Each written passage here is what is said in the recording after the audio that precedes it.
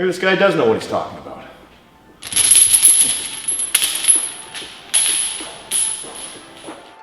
What's up, everybody? Gavin here, and I've got Ryan here. He's the guy who taught me how to be a personal trainer. And I thought I'd ask him a few questions today. So first off, Ryan, tell us who you are. So my name's Ryan Delaney. I'm the senior personal trainer at the Richmond Olympic Oval out in Richmond. I'm certified through the National Strength and Conditioning Association in the United States as a TSAC-F, which qualifies me to work with police, first responders, and things. I also teach for in-shape training here in Vancouver. I teach weight training, personal training. I've done that for 12 years. And then I take private clients at a little gym in East Van called Eastside Fitness. And I figure by my estimate, I probably trained over 5,000 personal training sessions in my career. So that also just means he's pretty old. So he knows. So I am old. Means he's really smart and he knows a lot. So he's going to share with us some of his wisdom, and we're going to sort of go back and forth on different experiences we've had. Me, as a guy who's been training for about 10 years, and him, who's been a trainer for 2 or 3 times as long. About that. Yeah, about that. All right, so we got that out of the way. So first question we're going to ask today is, what advice would you give to someone who wants to become a trainer, particularly a young trainer? Don't do it. Me too. You would say that too? Yeah. Okay. The reason I say that is that it's a notoriously difficult profession to get into. I've been extremely fortunate. I've had an amazing career, continue to have an amazing career. The odds of breaking into it, making money at it, supporting yourself, paying your bills is really, really low. So if you are going to do it and not listen to what I tell you, you have to be so passionate about it and so committed to doing it that it overrides your common sense. Yeah, I would basically kind of agree with that. With the caveat for me in my situation was that if you're going to do it, don't plan for it to be your plan A. I would say if it turns out to be your plan A, great. But it's like, I think you actually maybe mentioned that earlier in school. It's like, go into this kind of like stick your foot in the water, you know? Yeah. See where it goes, see where you can take it. Don't just make it your end all be all too quickly. Yeah. Okay, so next one up. What's one of the biggest challenges you see in the industry moving forward? Oh, It's 2023, by the way. yeah, 2023. There's a lot of challenges, I think, as we move forward in this industry. I think there's so much now with social media and stuff. It's way different than when I entered this industry, and I entered this industry very late in life. There's so many things. Social media, of course, has sort of like tipped things in a different direction. And by the way, not all of it's bad. I don't want to be that old guy who goes, "You kids and your social media." Yeah. No, I mean, come on. I think it's a great tool if it's used correctly. There's so many different things. I think the rise. We'll call it far from perfect. Far from perfect, but it has its potential. I think the big challenge is the worldwide increase in obesity, the lack of general fitness among people is a great opportunity for us to facilitate some change with it.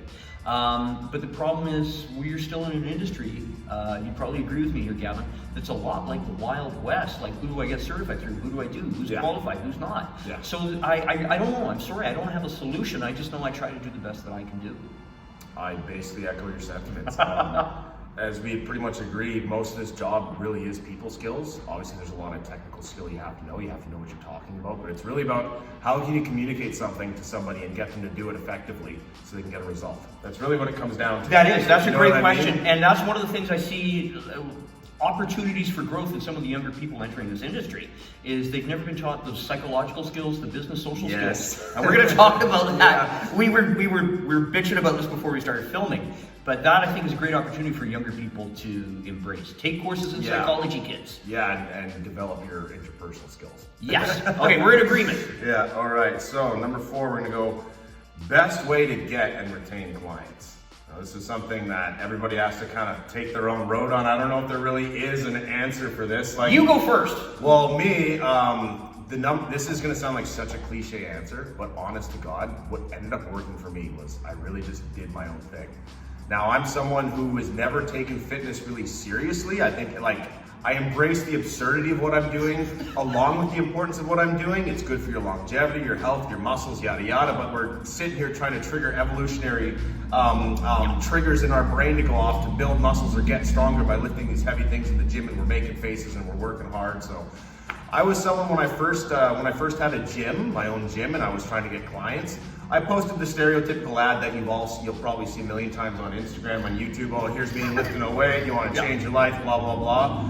And then when I just took a picture of myself and looking like a dork, with just stuff just all the gym gear, you know, a sideways headband, glasses that I don't even wear, you know, and I was even showing it to people. I remember those. I was showing this to people because I'm like, hey, you know, my original ad isn't really getting me much. I was thinking, what if I did this? And literally almost everybody, I won't say everybody, but I can really only recall one person being like, I like that. Everyone else is like, no, I would take the guy more seriously who looks serious and stuff. But I'll tell you, the moment I put this ad up, I swear the next day and onward, my entire training career changed. I basically built my entire business off of Craigslist just from putting this one ad out. And it's still the picture I use to this day. You know, I took it when I was like 27 years old, but I look close enough and it's, you know, far enough away. And it's just that's so, like, honestly, is that when you're in this industry, as much as it's important to have your technical skills and truly know what you're talking about, you're selling yourself. So if you're gonna sell yourself, the best way to sell yourself is to be yourself. A great quote from The Rock, everybody loves The Rock. I like The Rock. It's a genuinely great quote he has where he says the most powerful thing you can be in this world is yourself. And everybody takes that for granted, including me. Okay, all right, I gotta interject. One of my great points, and you know exactly what I'm saying here, is one of the things I learned very early in life, okay, and this applies to my situation, is always be your authentic self. Yep. Because, I love this, this is great, because the cost of not being your authentic self is a price nobody should ever be willing to pay. Yeah, I agree with that a lot. Yeah. Okay, so my advice on how to get clients, I don't think it can be taught, but it ties into exactly what you said, being yourself. And the advice I give my students, you know, you probably get as many emails as I do about my secret system. Hey, do you want to be a personal trainer? Yeah. Here's my secret thing for getting, you get those all the time. Well, I don't think you can teach it. I don't think you can pay somebody money to teach you how to do it. So you want to make thousands of dollars as a personal trainer? Start by saying hi. Yeah.